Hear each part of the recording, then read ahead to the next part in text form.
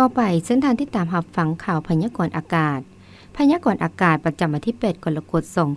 2026ลมมรสุมตะวันตกเฉียงใต้ยังสืบต่อพัดปกคลุมอยู่ทั่วทุกภาคของประเทศลาวซึ่งจะเห็นให้มีฝนตกฟ้าโฮงฟ้าเหลื่อมในระดับคอยอยู่ทั่วไป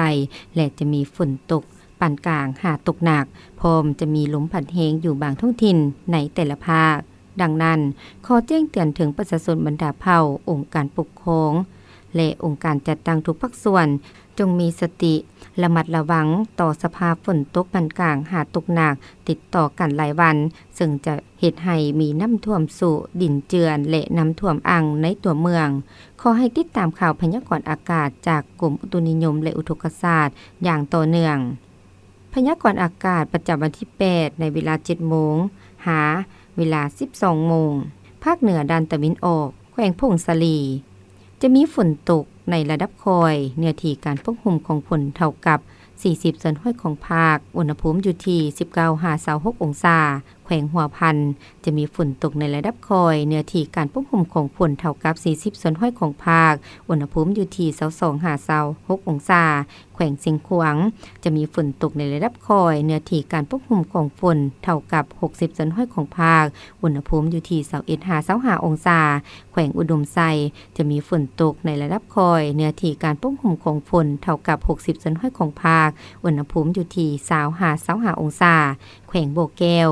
จะมีฝนตกในระดับคอยเนื้อที่การปกคลุมของฝนเท่ากับ60ส่วนห้อยของภาคอุณหภูมิอยู่ที่24-30 องศาสำหรับแขวงหลวงน้ำทาจะมีฝนตกในระดับคอยเนื้อที่การปกคลุมของฝนเท่ากับ40ส่วนห้อยของภาคอุณหภูมิอยู่ที่22-31 องศาแขวงหลวงพะบางจะมีฝนตกในระดับคอยเนื้อที่การปกคลุมของฝนเท่ากับ45ส่วนห้อยอุณหภูมิอยู่ที่24-31 องศาแขวงไสยบุรีจะมีฝนตกในระดับคอยเนื้อที่การปกคลุมของฝนเท่ากับ45ส่วนห้อยของภาคอุณหภูมิอยู่ที่25-31 องศาสำหรับนครหลวงวิงจันทน์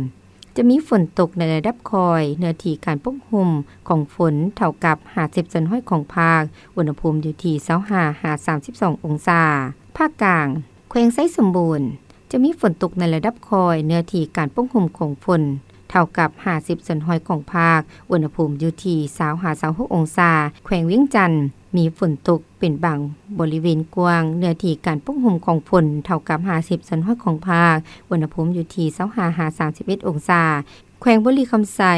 จะมีฝนตกในเป็นบริเวณกว้างเนื้อที่การปกคลุมของฝน60ส่วนห้อยของภาคอุณหภูมิอยู่ที่24-28 องศา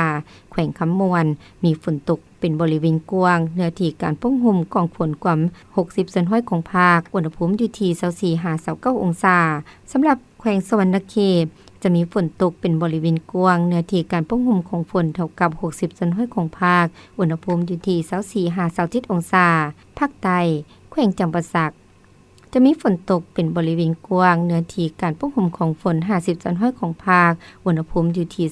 23-27 องศาแขวงสารวันจะมีฝนตกในระดับคอยเนื้อที่การปกคลุมของฝนเท่ากับ60ส่วนห้อยของภาคอุณหภูมิอยู่ที่20-27 องศาแขวงเซกงมีฝนตกหนักเนื้อที่การปกคลุมของฝนเท่ากับ60ส่วนห้อยของภาคอุณหภูมิอยู่ที่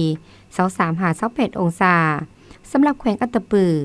ฝนจะมีฝนตกในระดับปานกลางเนื้อที่การปกคลุมของฝนเท่ากับ60ส่วนห้อยของภาคอุณหภูมิอยู่ที่23-28 องศา